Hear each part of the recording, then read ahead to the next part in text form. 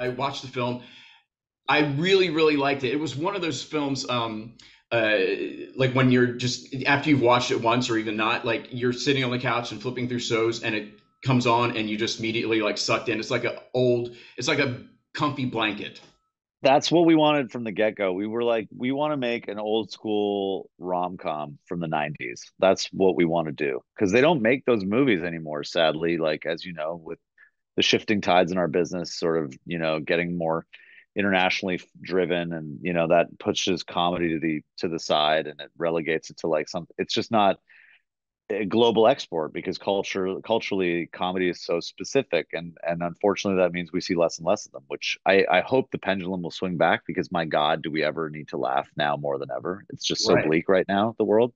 So yeah, it was a real blessing that we got to make this movie, and I hope it brings a smile to people's faces. It did to me and my wife too. Yeah, it was really nice. When did you Yes. guys start writing this? I think, We and was it what you just said? Kind of was that the mindset going into it? No, I mean, well, it was certainly a mindset as we were filming it, but I mean, we wrote it and conceived of it like 13 years ago. James and I have known each other for 20 years. We both started out as actors here in Montreal. We both got cast in shows and movies together, and we developed this kind of comedic rapport. And eventually, we said we should try our hand at writing, and we did. So we started writing pilots and short films, and features, and we crafted this film because both of our fathers are English Canadians who married French Canadian women, and which is, we were flabbergasted that that hadn't been done yet as a sort of a backdrop to a romantic comedy, like with an element of culture clash to it. And so we just set out to write this movie, and we did, but we got busy with other stuff, and we put it in a drawer. And then, we both moved to LA, and we got busy, and which is great. And then about 5 years ago, we had the chance to sort of take it out again, and really look at it, and we had a pathway to production, which was amazing for us. And so the rubber really met the road about 5 years ago, and then, Telefilm Canada came on board, and Paramount Global came on board, and then it became very real. And we were like just blown away that we were given the keys to this car. And yeah, so it's been a long gestating project, but yeah, it's kind of surreal now that it's over. You know, What are we gonna do? like, what do you like? Because I'm an actor as well, and like after I'm done the project, especially like doing theater, like those long runs, uh, like there's just this sort of depression that sets in. Do you guys, being a Yeah. director now, do you get that as well? Oh my God, yeah, because it's so much more investment. I mean, we always look at each other now. We're like, why did we stop acting? Like, you just go, you do your shit, you leave, you get Mhm. paid, that's it, you're done. Like, you do a film, and you're in the trenches for years. And as writers, we always lament the fact that it's so hard to attach directors to projects. That's one of the biggest hurdles, right? I mean, if you've got a good script, that's great, but directors are so spooked, because like when they sign on, it's years of their life. Everyone else comes and goes. Like all the actors we worked with on this movie, they've all shot 17 films since we started filming French Girl. And so here we are, still pushing the French Girl boulder up the mountain, which is great, and we love it. But yeah, it's, so to speak to the question, like the depression is real. It's gonna hit like next week. It's gonna be tough. Yeah. So, but like we have, you just start on the next project, and just pick up a new boulder and push it up the hill. But yeah, it's going to definitely be tough. How did Zach Braff get involved? He was like at the top of our cast list, but as a like an optimist, like as an archetype, basically, like a. And we never did we think we could get our hands on Zach Braff, but our fearless producers, Valerie Dotet and Anders Bard, were able to sort of slip our script through the cracks of the Hollywood uh, engine, and we got it to him, and he read it, and he loved it, and then he zoomed with us. And when he realized we weren't total psychopaths, he's like, "Yeah, let's do this."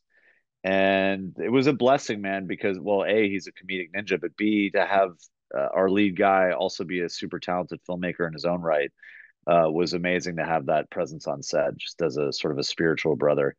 And he just brought so much of his filmmaking wisdom to the table when it came to his character, and seeing his arc from 30,000 feet, not being myopic about it. He's got a filmmaker's brain, so he's able to see the whole story, and sort of pick up on crucial things that need to track through the movie and always remind us of those things. And it was really hugely helpful. Well, yeah, like you said, like I mean, he's directed some great films as well. Was there any time at any point in time you're like, well, I mean, you know what I mean? Like, Oh no, he was very respectful, and he went out of his way to say like, no, it's your movie. You guys are in charge. He would make suggestions. He would, but he was oh so polite and so he deferred to us. And quite often though, when it came to the script notes that we worked with him in pre-production, he just had such amazing insights. And so we welcomed his ideas and we were never sort of precious about it. And like James and I are a duo. We're collaborators by nature. We're also actors. You're an actor, like we're company men. We're always collaborating with people. Like you can't really act by yourself. That just doesn't exist. So from the beginning of our careers, we learned how to work with other people in a healthy, positive way. And our mantra is always the best idea wins. And so, it doesn't matter if it's a gaffer or the, sound guy or the lead actor or whoever, like if there's a good idea on the table, we're happy to take it. yeah, So we just gobbled up all of his wisdom he threw our way. But at the same time, he was extremely deferential and respectful of the process. And a lot of times, like I don't know him personally, but I've heard stories when guys like Ben Stiller go to be in a movie, they're happy to just acquiesce and not make decisions because it's exhausting being a director. You have to make 10,000 decisions every day. So some of these actors who are directors, when they go to work on somebody else's set, they're happy to not like pry their nose into what lens are you using. And I would put the light over there. And did you think of a dolly push? Like they don't give a fuck. They're like, no, I'll be in my trailer or I'm going to read my book or call me when you need me. Like I'm here, I'll do my thing. And then it's your movie, dude. So figure it out. yeah. I mean, he's great. I mean, there's one scene where he's just like he's standing up, then he's just not sure whether to sit down or stand up, and it's just Yeah. he's just great in this show, in this movie. Yeah. No, he's got such a strong comedic instinct for all physical comedy, intellectual comedy. He's got amazing rhythms. He's just yeah, playing the neurotic guy from Brooklyn was just he had so much fun with that. It was wonderful to watch him just And relish that stuff. Vanessa Hudgens, I mean, she's great in this. I've never seen her like in a part like this, like kind of I know. heavy. Well, I mean, how old are your kids, if you don't mind my asking? 7 and they just turned 7 and 5. Have they not seen the Princess Switch movies on Netflix? No, Oh man, you should maybe watch they them. have. They who knows what they're watching. Yeah, no, she's good. There's like three of them at this point, I think, and she flexes her muscles in that movie for sure. She plays like in the first one, I think, two parts, and the second one, three parts.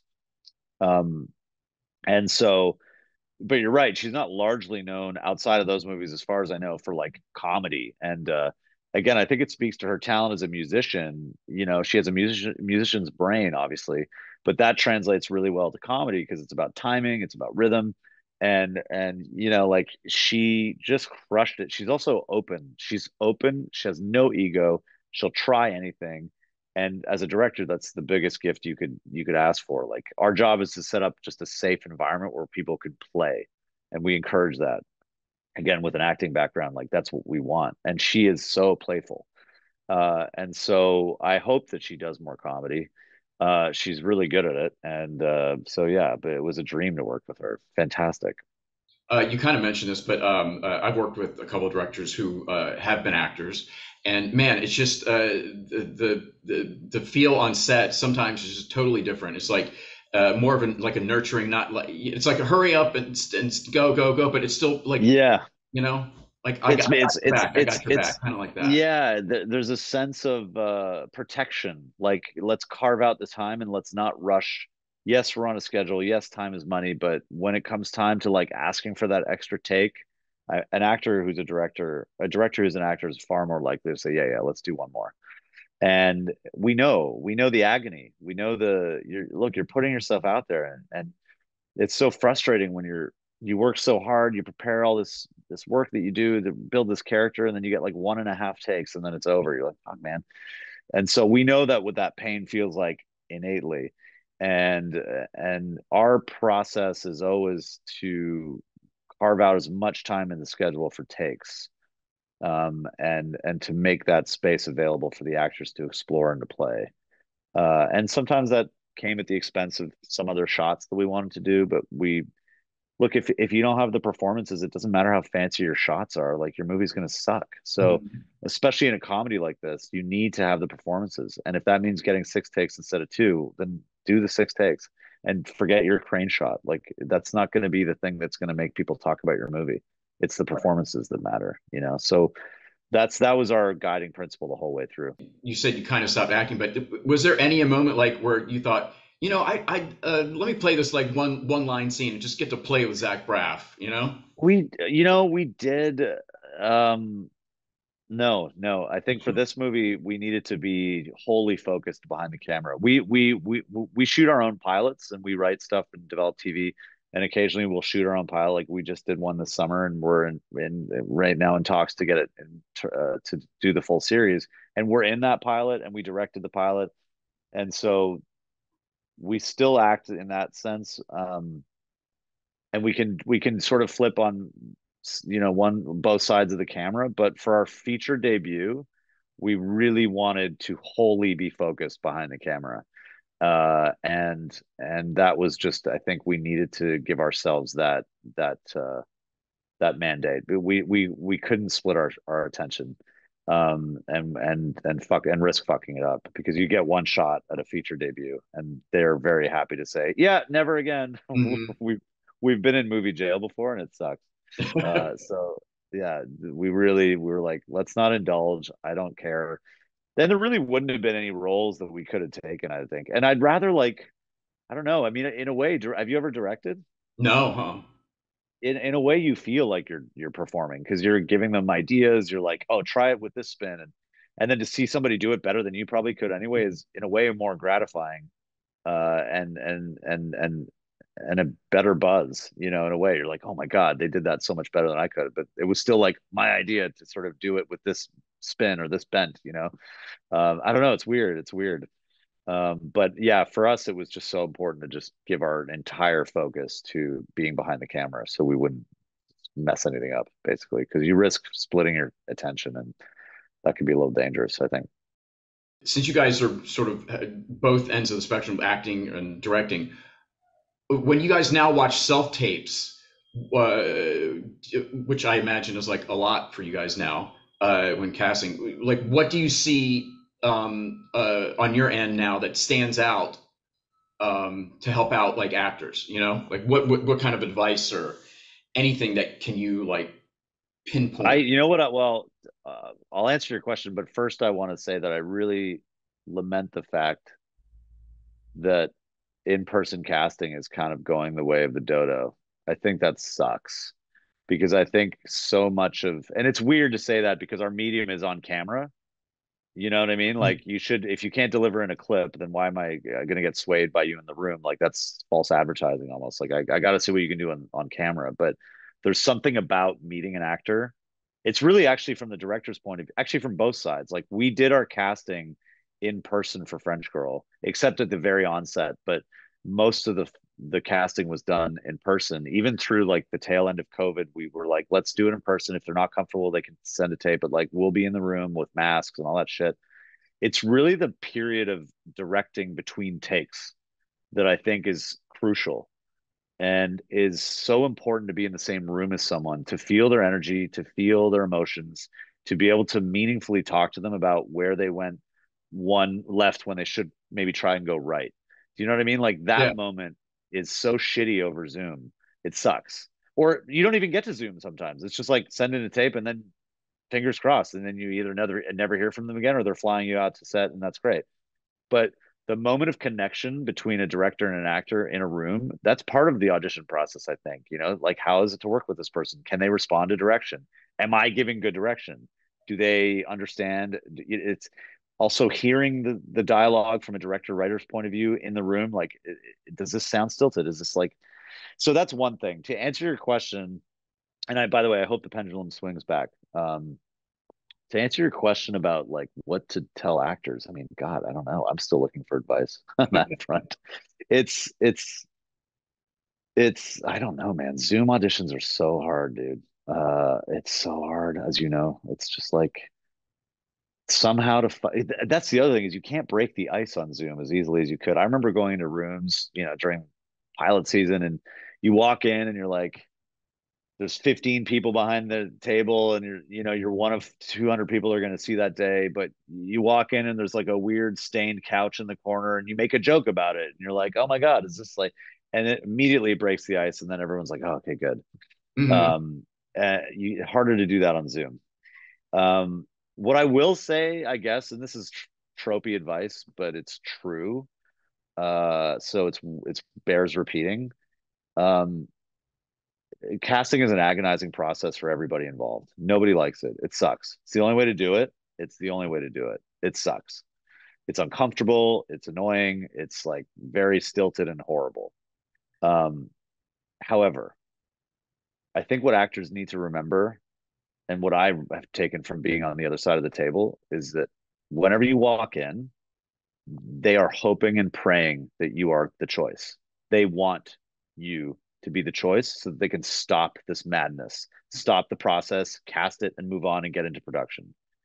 So if you can hold that in your heart, to know that they're not against you when you walk in the room, but they're actually batting for you, believe me, that's true. Everybody who walks in, I'm like, please, please, please, please, please, please, please, please, please, please.